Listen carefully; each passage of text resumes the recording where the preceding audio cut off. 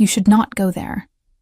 The elder's voice cracked with age and fear as Iris tied her worn cloak tighter around her shoulders. "No one who enters the cursed forest returns. That beast will tear you apart before you can even scream." Iris looked back at the small cottage where her sister lay dying. Her skin pale as moonlight, her breathing shallow and rattling. The fever had taken hold 3 days ago, and the village healer had shaken his head with that look of helpless resignation she had come to know too well. There was only one cure, a silver bloom that grew only in the deepest part of the forbidden woods, the woods where the beast lived. "I do not have a choice," Iris said quietly, and she meant it with every fiber of her being. The elder grabbed her arm, his grip surprisingly strong for someone so frail. "That thing is not a wolf anymore. It is not even a man. The Alpha King was cursed 30 years ago, and whatever he was before, he is pure rage and hunger now. He has killed everyone who dared enter his territory." Iris gently removed his hand from her arm. "Then I will be the first he does not kill," she said. And before he could argue further, she turned and walked toward the tree line, where the forest waited like an open mouth, ready to swallow her whole. The moment Iris crossed into the cursed forest, the air changed. It became thicker, heavier, as if the very atmosphere was warning her to turn back. The trees here were older than any she had ever seen. Their trunks twisted and gnarled, their branches reaching toward each other overhead to form a canopy so dense that barely any sunlight penetrated through. The ground beneath her feet was soft with decades of undisturbed leaves and moss. Every step she took seemed too loud in the oppressive silence. No birds sang here, no insects buzzed. It was as if all life had learned long ago to avoid this place. Iris walked for hours, her heart pounding but her resolve unwavering. She thought of Lily, her baby, sister who still believed in fairy tales and happy endings, who did not deserve to die at 16, because the world was cruel and medicine was expensive, and their family had nothing. If there was even a chance that this silver bloom could save her, Iris would face 1,000 beasts. She would face death itself. The sun was setting when Iris finally found what she was looking for. In a small clearing, where a shaft of dying light broke through the canopy, she saw them. Silver blooms, delicate. Flowers that seemed to glow with their own ethereal light, their petals the color of starlight. Iris rushed forward and knelt beside them, her hands trembling as she carefully began to gather the flowers into her satchel. She needed at least a dozen for the remedy to work. She was so focused on her task, so desperate and relieved to have found them, that she did not hear the low growl until it was almost too late. Iris froze. Every instinct in her body screamed at her to run, but she knew that running from a predator was the worst thing she could do. Slowly, so slowly it hurt, she turned her head. And there he was, the beast. He stood at the edge of the clearing, massive and terrifying, his form more wolf than man, but not quite either. He was easily 7 feet tall, his body covered in dark fur that was matted with old blood and scars that spoke of countless battles. His claws were as long as daggers, his teeth bared in a snarl that promised violence. But it was his eyes that made Iris's breath catch in her throat. They were not the eyes of an animal. They were golden and tortured and impossibly human, filled with rage, yes, but also with a pain so deep it seemed bottomless. "I am sorry," Iris said, and her voice came out steadier than she expected. "I did not mean to intrude on your territory." The beast's growl deepened, a sound that vibrated through the ground beneath her knees. He took a step forward, and Iris could see every muscle in his powerful body coiled and ready to strike. She should have been terrified. She should have been begging for her life. But instead, she found herself looking into those golden eyes and seeing something that made her heart ache. Loneliness. A loneliness so profound it made her own years of isolation seem like nothing. "My sister is dying," Iris continued, her voice soft but clear. "These flowers are the only thing that can save her. I know you have every right to kill me for trespassing. I know you probably will. But, please, let me take these back to her first. After that, you can do whatever you want with me. I will not fight you. I will not run. Just let me save her first." The beast stopped, his head tilted slightly, as if he was trying to understand her words, as if language was something he had forgotten how to process. He took another step forward, and Iris forced herself to remain still, even as every survival instinct screamed at her to flee. He was close enough now that she could smell him, a mixture of earth and pine and something wild and dangerous. Close enough that she could see the intelligence flickering in those eyes, fighting against the curse that tried to bury it. "I can see you," Iris whispered, and she did not know why she said it, only that it felt true and important. "I can see that you are still in there. You are not just a beast. You are not just a monster. Whoever you were before, whatever they did to you, you are still in there fighting." Something changed in the beast's eyes. The rage flickered, and for just a moment, Iris saw confusion, surprise. As if no one had spoken to him like this in so long, he had forgotten what it felt like to be seen as anything other than a creature to fear. He leaned closer, so close that Iris could feel his hot breath on her face, and she waited for the killing blow. But it did not come. Instead, the beast made a sound that was almost questioning, almost plaintive. His massive head lowered until it was level with hers, and Iris did. Something that later she would realize was either the bravest or most foolish thing she had ever done. She reached out slowly, telegraphing her movement, and placed her hand on the side of his face. The beast flinched. His entire body went rigid, and for a heartbeat Iris thought he would snap her neck. But then, incredibly, he leaned into her touch, just slightly, just enough, and Iris felt tears prick her eyes because she understood in that moment just how touch-starved, how desperately lonely this creature must have been. How long had it been since anyone had touched him with gentleness instead of weapons? How long since anyone had looked at him and seen a person instead of a monster? "What is your name?" Iris asked softly. "You have one, do not you? A name you almost remember?" The beast pulled back suddenly, and the confusion in his eyes turned to something like anguish. He opened his mouth, and a sound came out that was trying desperately to be words but could not quite form them. It was heartbreaking. He shook his head violently, his claws digging into the earth, and Iris realized he was frustrated. He was trying to remember, trying to speak, trying to be human again. "It is all right," Iris said gently. "You do not have to remember right now, but I think you will. I think you are stronger than whatever curse is holding you." The beast looked at her for a long moment, and then he did something that shocked Iris to her core. He carefully, deliberately, pushed the satchel of silver blooms toward her with one massive claw. He was letting her go. He was letting her take the flowers. "Thank you," Iris breathed, and she meant it with her whole heart. She gathered the satchel and stood slowly, never taking her eyes off him. "Thank you. I will not forget this. I will not forget you." She began to back away toward the path she had come from, and the beast watched her go with those haunted golden eyes. But just before she disappeared into the trees, Iris stopped. She did not know what made her do it.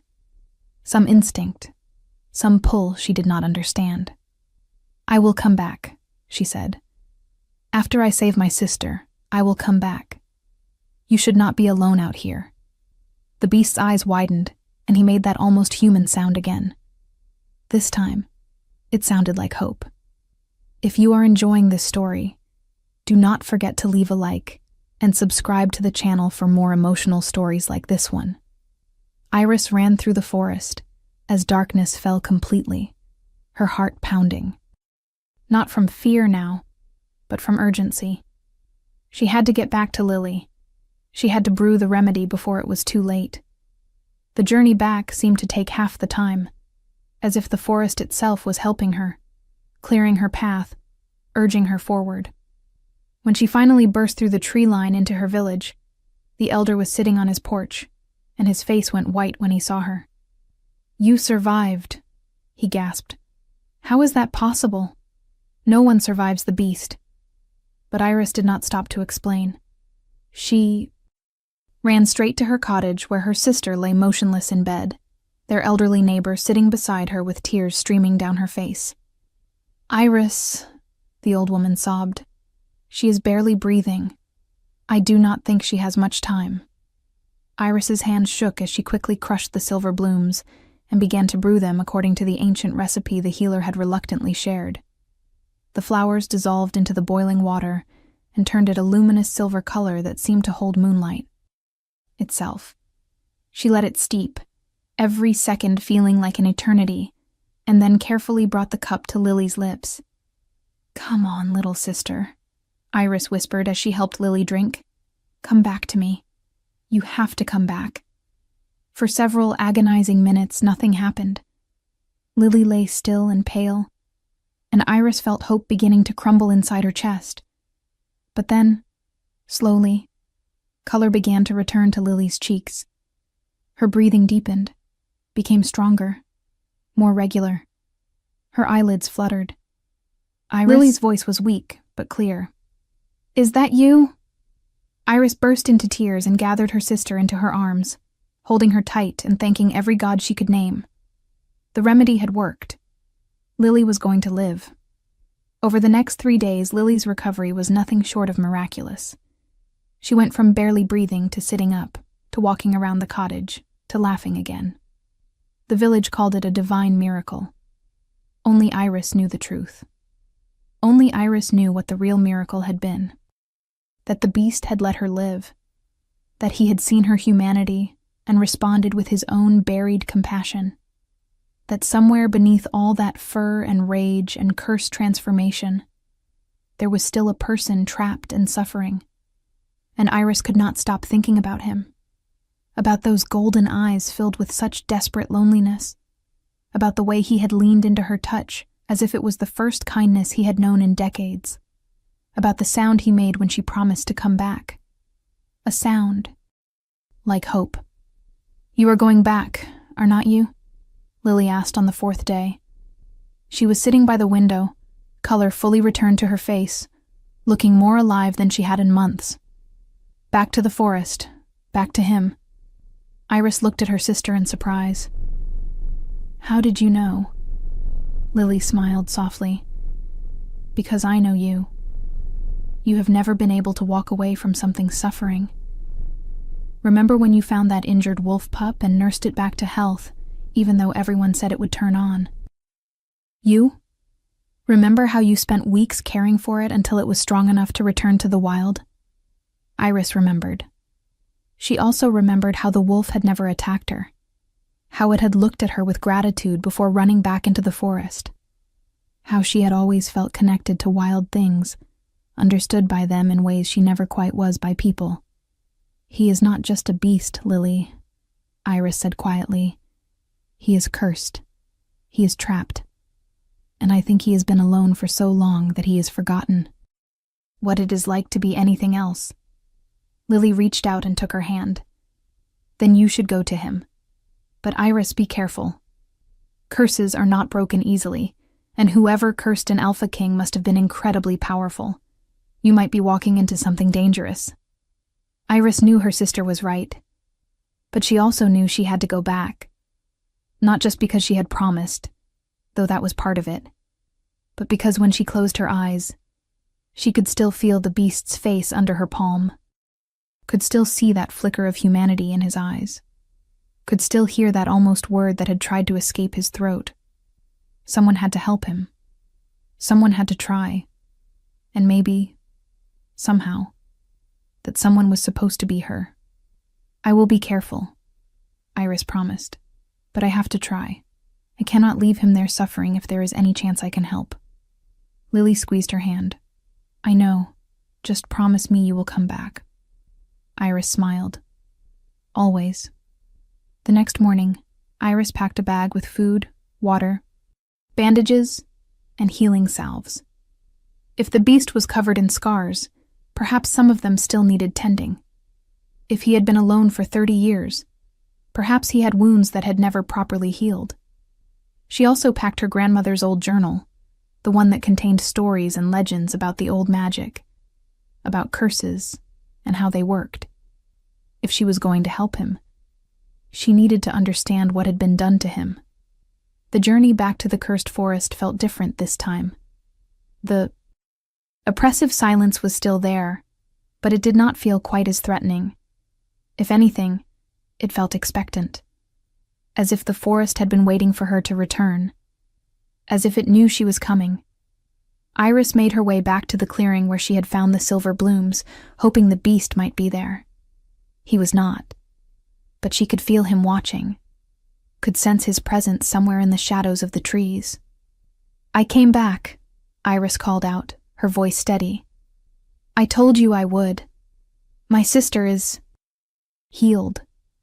She is going to live because of you. Because you let me take those flowers. I wanted to thank you properly." There was a rustling in the underbrush, and then the beast emerged from the tree line.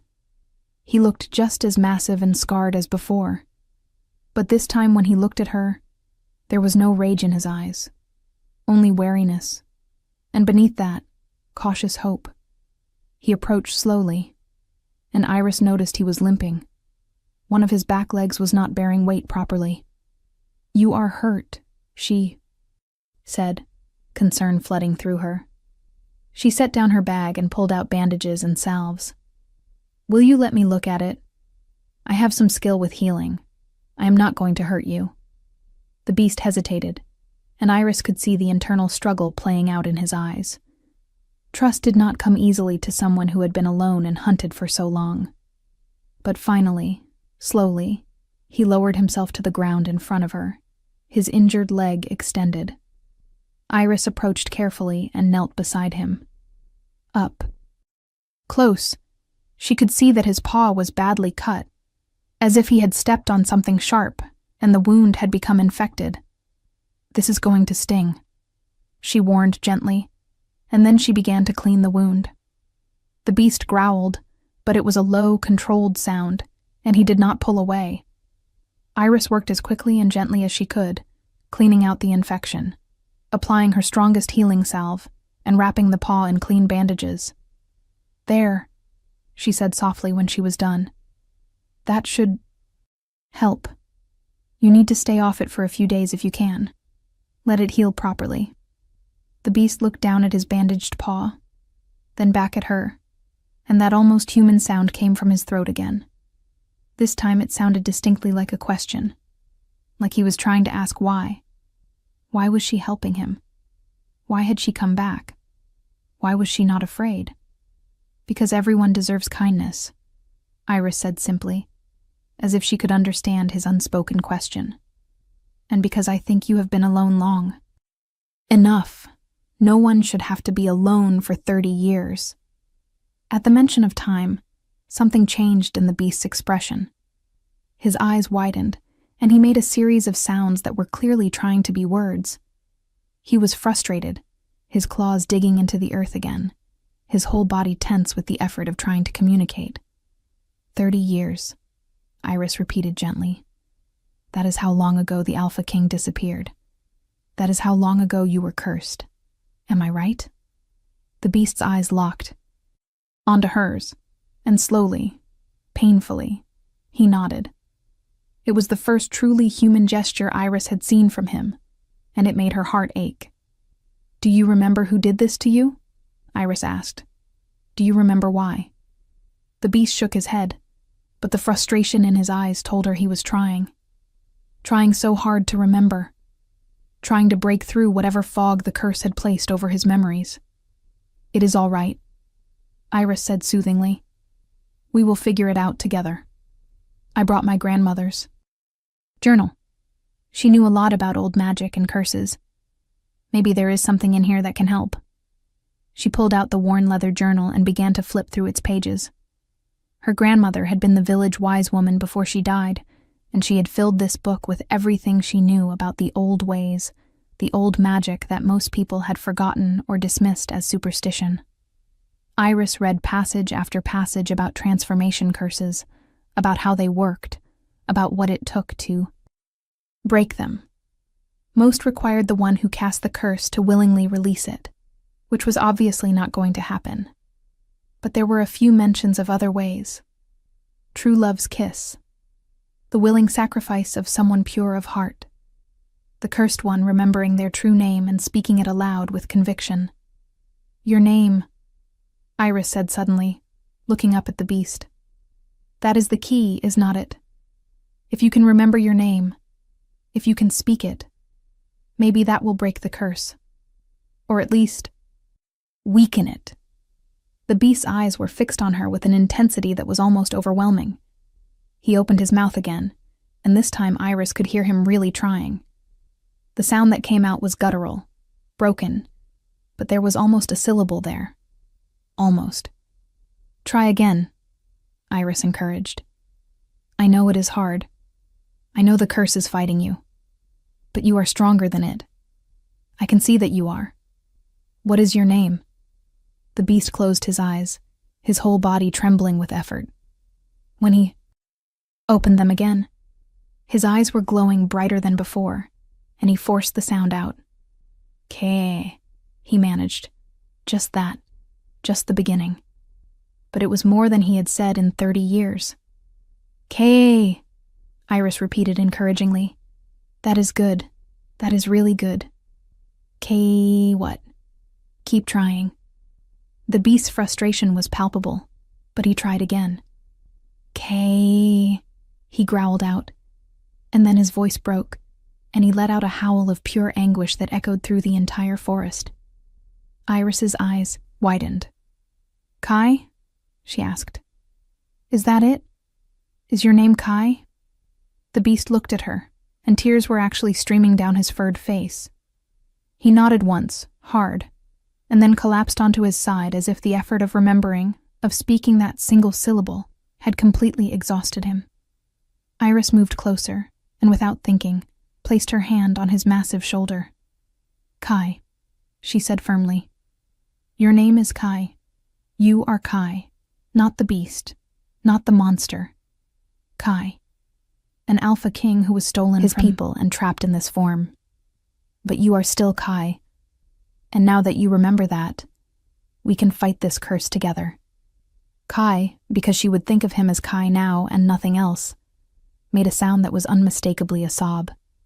He turned his great head toward her, and Iris did something that shocked even herself. She lay down on the forest floor beside him and wrapped her arms around his massive neck as much as she could.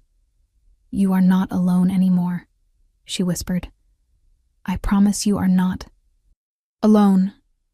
And there, in the heart of the cursed forest, the beast who had remembered he was Kai cried in the arms of a healer who had seen his humanity when no one else could. What do you think will happen next? Leave your predictions in the comments below. Iris stayed with Kai until the sun began to set, and she realized with a start that she would need to head back before complete darkness fell. "I have to go," she said reluctantly, pulling away from him. "But I will come back tomorrow. I promise. We are going to figure this out, Kai. We are going to break this curse."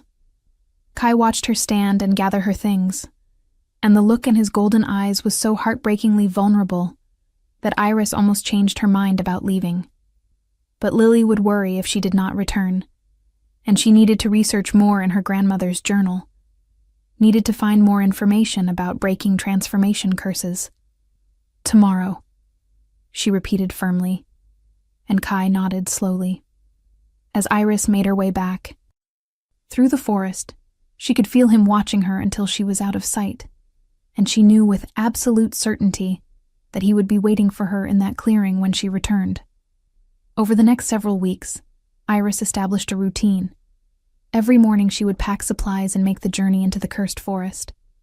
Every day she would spend hours with Kai, talking to him, reading to him from her grandmother's journal, treating his various wounds and scars, and most importantly, helping him remember, helping him practice being human again. At first, progress was slow. Kai could only manage a handful of syllables, and even those clearly caused him immense pain and effort. But Iris was patient. She would sit with him for hours, encouraging him, celebrating every small victory, never showing frustration when he struggled. "Try to say my name," she suggested one afternoon as they sat in the clearing. "Iris. Can you say Iris?" Kai's eyes focused on her with that intense golden stare, and he tried. He managed, and then he growled in frustration when he could not get the rest out. "That is good," Iris encouraged. "That is really good, Kai. You got the first part. The rest will come." She reached out and stroked the fur on his head, a gesture that had become natural between them.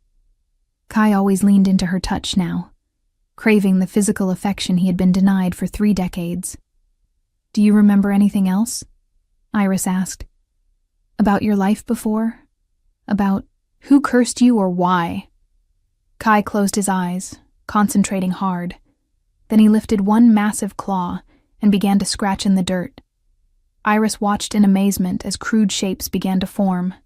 A circle, lines radiating from it, and inside the circle, what looked like a female figure. "A woman?" Iris asked. "A woman cursed you?" Kai nodded emphatically, then added more to the drawing.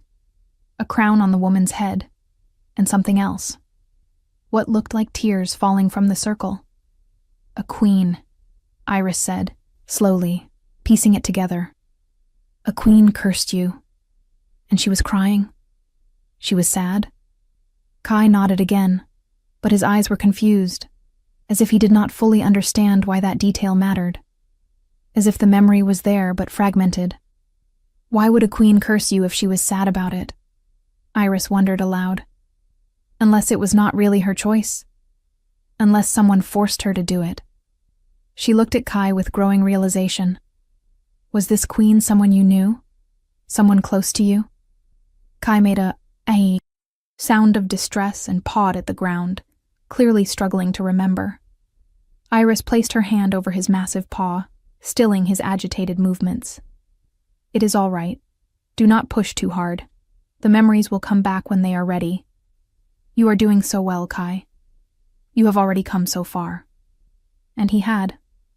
Over those weeks, Iris watched as Kai slowly, painfully, began to reclaim pieces of his humanity.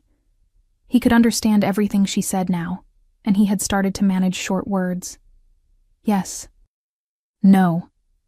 Iris, which came out as Is, but she always understood. Help. Stay.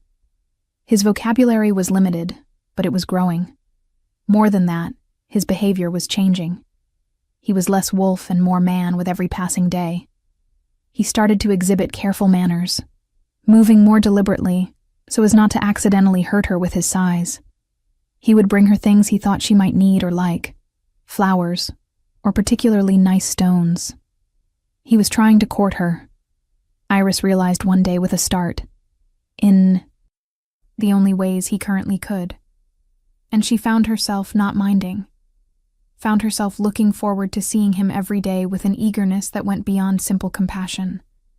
The truth was, she was falling for him, for this gentle, broken soul who tried so hard to communicate with her, who looked at her like she was the sun itself, who had trusted her enough to let her into his world when he had every reason to trust no one.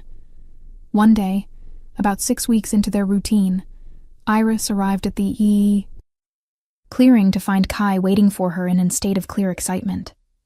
He was pacing back and forth, and the moment he saw her, he bounded over, making urgent sounds. "What is it?" Iris asked, concerned. "What is wrong?" But nothing was wrong. Kai led her deeper into the forest than she had ever gone before, to a place where the trees opened up to reveal something that made Iris gasp. Ruins. Ancient stone ruins that were clearly once a grand structure. Pieces of walls still stood, covered in moss. and vines. Broken columns reached toward the sky. And in the center, partially intact, was what looked like it had once been a throne room. "Is this yours?" Iris breathed. "Is this where you lived?" Kai nodded, and the sadness in his eyes was profound. This had been his kingdom, his palace. And now, it was nothing but rubble and memory. Iris walked through the ruins, trying to imagine what they had looked like in their glory. Kai followed her, and she could tell this place held both comfort and pain for him. It was a connection to who he had been, but it was also a reminder of everything he had lost. "You will have it back," Iris said with fierce conviction. "We are going to break this curse, Kai. You are going to reclaim your kingdom and your throne. I promise you that."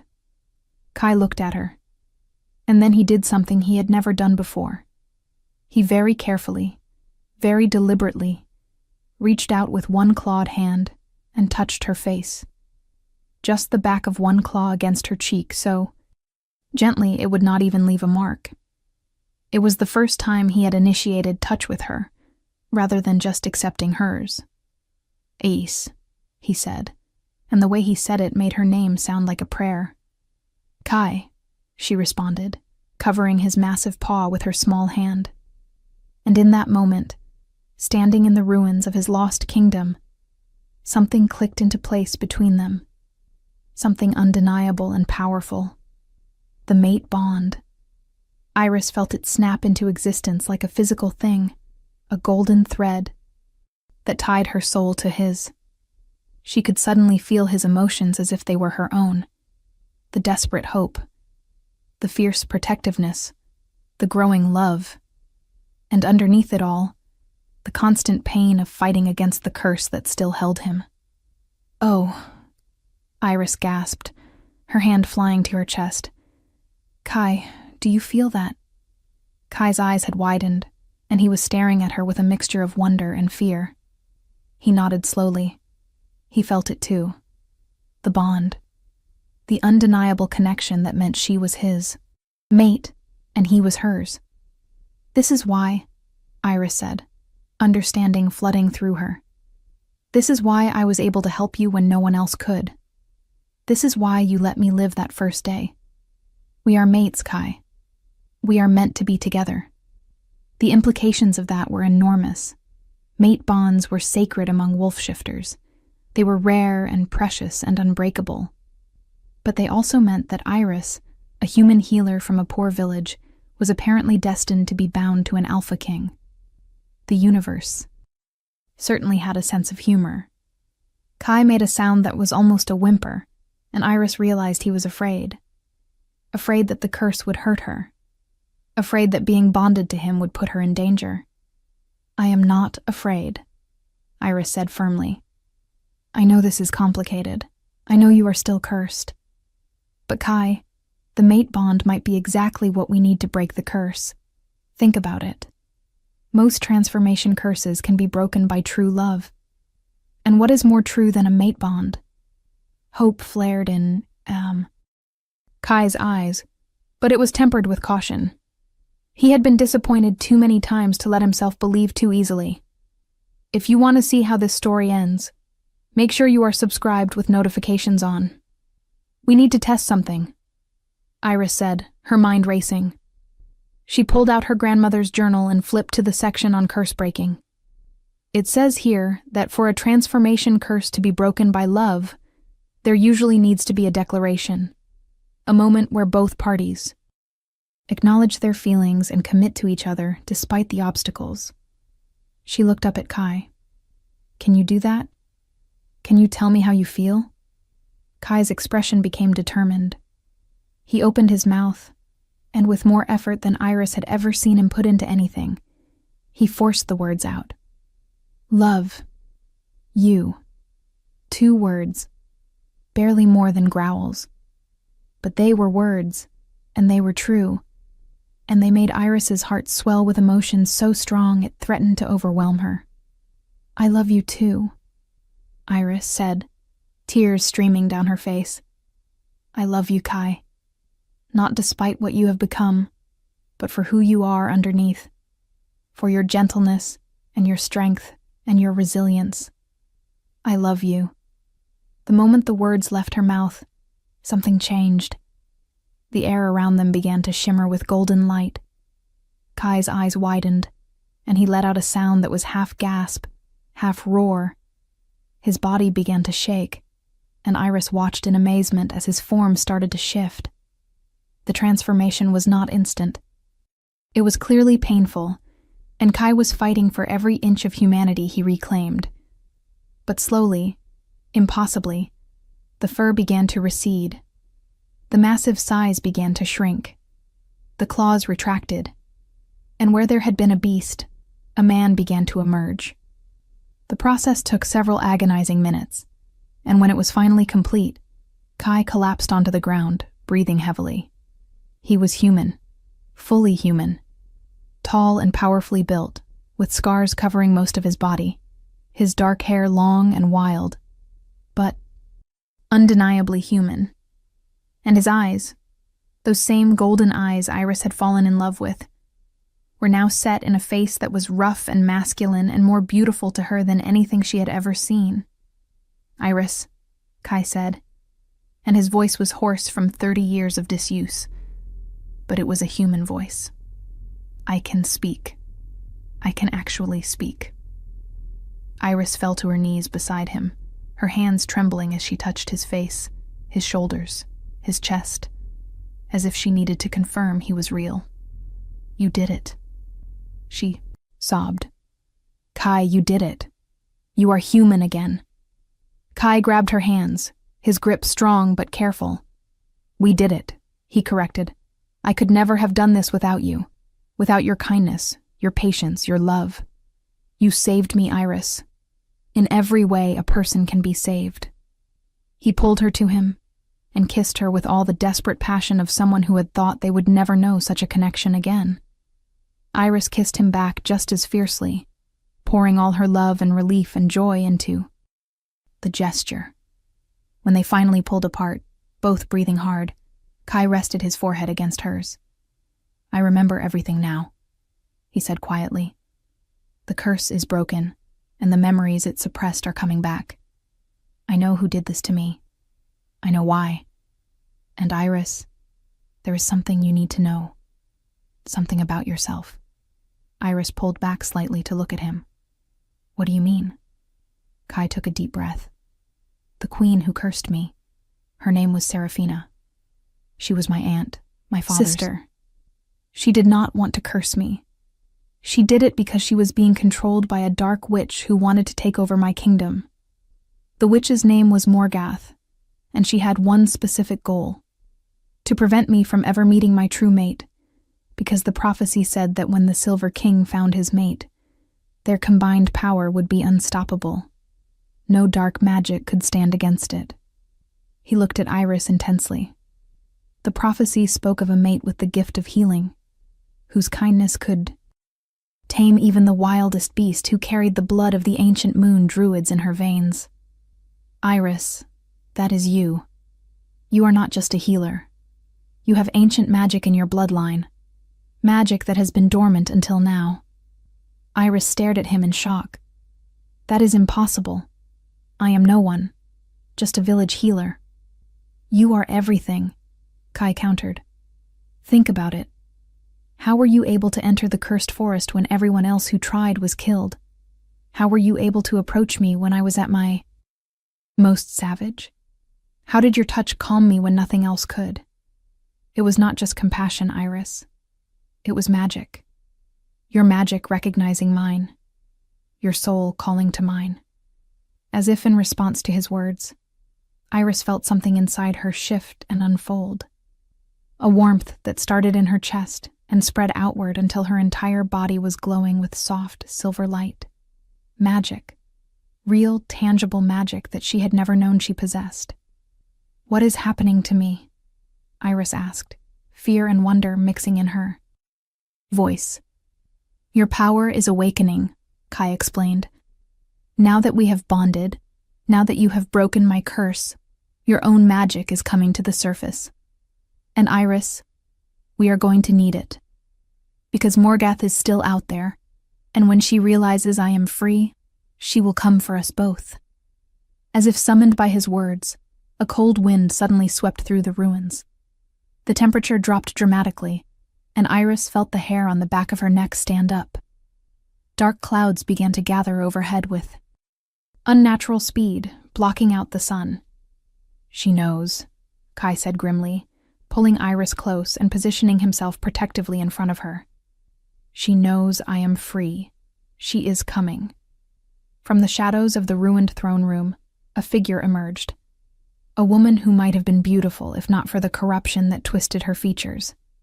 Her eyes were completely black, her skin pale as death, and dark magic swirled around her like smoke. "Well, well," Morgath said, her voice like poison. "The little beast has finally broken his curse, and with the help of the moon druid descendant, no less. How predictable, how utterly, boringly predictable."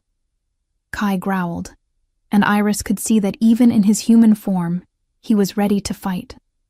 "Your reign of terror ends today, Morgath. You have no power over me anymore." Morgath laughed, a sound that made Iris's skin crawl. "No power over you, perhaps. But your little mate is newly awakened, untrained, defenseless. It would be so easy to snuff out her light before it has a chance to truly shine. And once she is gone, you will have nothing to anchor you. You will fall back into the curse, and this time, there will be no one to save you." She raised her hands, and dark tendrils of magic shot toward Iris. Kai moved to intercept them, but he was not fast enough. The magic was going to hit her, was going to kill her. But in that split second, something inside Iris roared to life. The silver light that had been glowing gently now blazed like the sun. Dark magic hit it and simply disintegrated, unable to touch her. "Impossible," Morgath hissed, taking a step back. "You should not be that strong. Not yet. Not without training." "She has something you will never understand," Kai said, and there was fierce pride in his voice. "She has love. She has courage. And she has a mate bond with an alpha king. That makes her more powerful than you could ever dream of being." Iris felt the truth of his words resonate through her, the magic flowing through. Her veins was not just her own. It was connected to Kai, amplified by their bond, made stronger by their love. She was not some helpless girl who needed to be protected. She was a moon druid. She was an alpha king's mate, and she was done being afraid. "Leave," Iris said, and her voice rang with authority she did not know she possessed. "Leave this place and never return. Your power has no hold here anymore. You have lost, Morgath. Accept it." For a moment, Morgath looked like she might attack. Again. But then she seemed to truly see Iris for the first time. Seemed to see the silver light blazing around her. The way the very forest was responding to her presence. The way even the ruins of the old palace were beginning to glow, as if recognizing the magic of their true queen. Morgath's face twisted with rage, but beneath it, Iris could see fear. "This is not over," the witch spat. "You may have won today, but there are other ways to destroy a kingdom. Other ways to break an alpha king. I will be back." She dissolved into shadow and was gone, leaving only the lingering smell of decay in her wake. The moment she disappeared, the dark clouds began to break apart, and warm sunlight flooded back into the ruins. Iris sagged against Kai, suddenly exhausted. "Is it really over?" she asked. "Did we really win?" Kai wrapped his arms around her, holding her close. "The immediate threat is over. But Morgath was right about one thing. She will come back. She will try again. But here is what she does not understand. She does not know that every day she stays away makes us stronger, gives us time to prepare, time for you to learn to use your magic, time for me to rebuild my kingdom." He pulled back to look at her seriously. "Iris, I need to ask you something important. I am an alpha king, and now that the curse is broken, I need to return to my people. I need to reclaim my throne and rebuild what was destroyed. But I cannot do it without you. I will not do it without you. Will you come with me? Will you be my queen?" Iris's breath caught. Queen. The word seemed too big, too impossible for someone like her. But when she looked into Kai's eyes, when she felt the mate bond thrumming between them, when she thought about everything they had already overcome together, she knew her answer. "Yes," she said.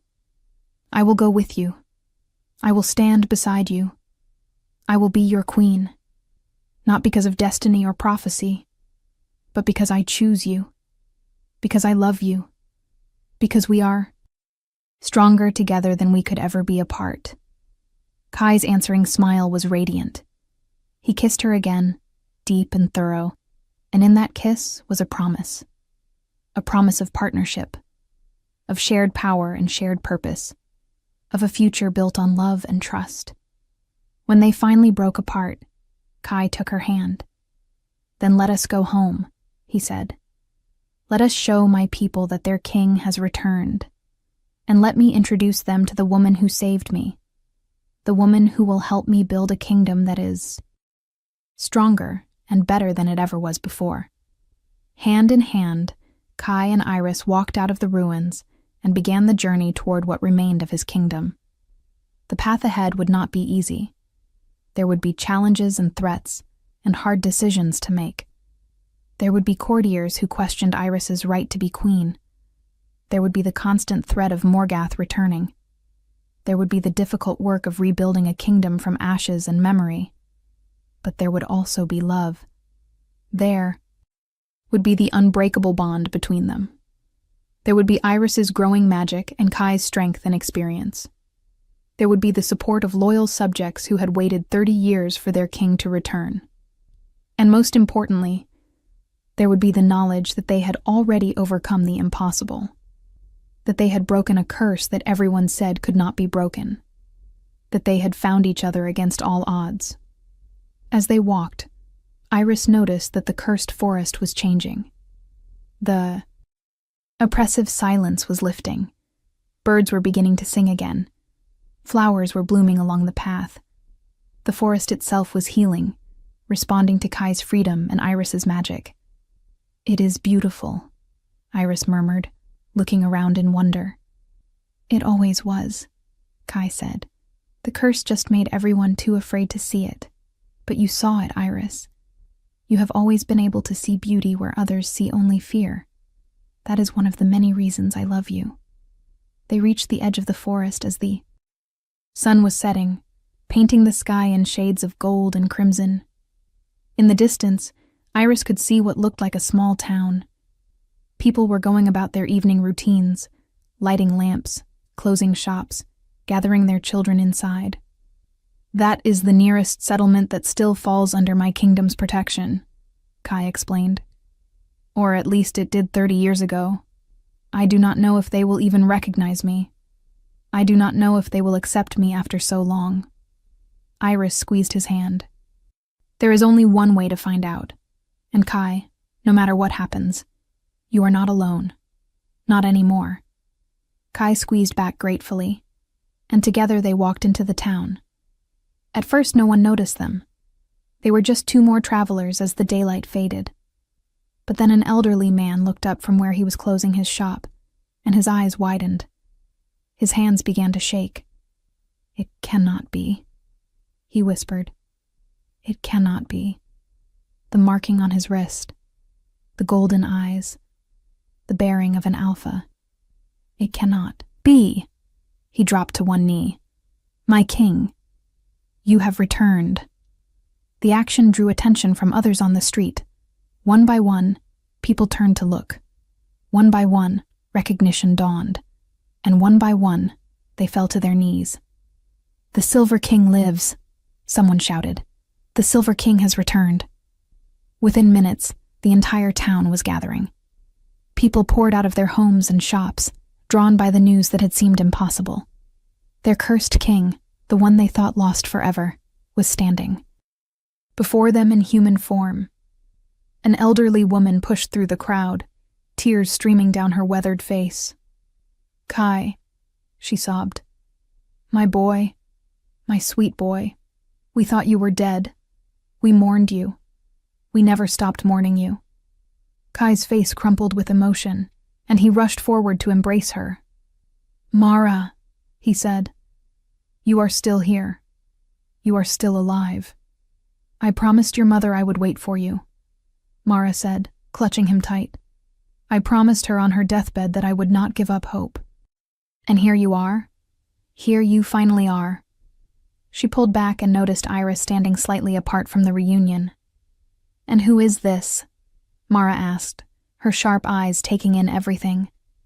The way Kai kept glancing at Iris as if to make sure she was still there. The way Iris glowed with that subtle silver light. The unmistakable mark of a fresh mate bond visible on both their wrists. "This is Iris," Kai said, and his voice was filled with such love and pride that it made several people in the crowd smile. "She is my mate. She is the one who broke the curse. She is the one who saved me when I had given up hope. And she is going to be your queen." There was a moment of stunned silence. Then Mara smiled, a smile that crinkled her entire face. A healer with moon druid blood and a heart kind enough to see past a curse to the man beneath. The prophecy spoke true. She approached Iris and took both her hands. "Welcome, child. Welcome to your kingdom. Welcome to your people. We have waited a long time for you." Other voices joined in. "Hail the Silver King. Hail our queen. Hail the breaking of the curse." The welcome was not universal. Iris could see some faces in the crowd that looked skeptical or even hostile. She could hear whispered doubts about her common origins, her human blood, her worthiness to stand beside an Alpha King. But she also saw hope. She saw joy.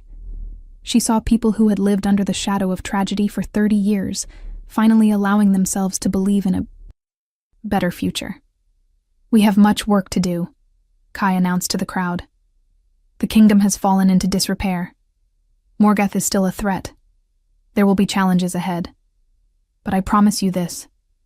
I will be the king you deserve. Together with my mate and queen, I will rebuild what was lost. I will protect what remains. I will fight for a future where my people can live without fear. Will you stand with me?" The answer was a resounding roar of approval. These people had waited 3 decades for their king. They were not about to abandon him now. That night, the town held an impromptu celebration. Food was shared. Stories were told. Music was played for the first time in years. And through it all, Kai and Iris sat together, his arm around her waist, her head on his shoulder, both of them exhausted but happy. "Are you scared?" Kai asked her quietly as the celebration continued around them. "About everything that is coming? About being a queen?" "Terrified," Iris admitted honestly. "Know how to be a queen. I do not know how to rule a kingdom. I do not know how to control this magic that is waking up inside me. But Kai, I am also more certain than I have ever been about anything. This is where I am supposed to be. With you. With these people. I felt it the moment you let me take those silver blooms. I felt it every time I returned to you in that forest. This is my destiny. Our destiny." Kai kissed the top of her head. "We will learn together. We will make mistakes, and we will fix them. We will face challenges, and we will overcome them. Just like we already have. And Iris, thank you. Thank you for seeing me when I could not see myself. Thank you for speaking kindly to the beast when everyone else spoke only with fear. Thank you for reminding me of my name when I had forgotten what it meant to be human. You would have done the same for me," Iris said simply. "That is what mates do. That is what love does. It sees past the surface to the soul beneath. It fights for each other even when the fight seems impossible. It chooses hope over despair." They sat in comfortable silence for a while, watching their people. Because Iris realized that was what they were now, their people. Celebrate the return of their king. Tomorrow would bring new challenges. Tomorrow they would begin the hard work of rebuilding. Tomorrow they would have to deal with political complications and magical threats and all the complicated realities of rulership. But tonight, they had this. They had each other. They had survived the impossible and come out stronger on the other side.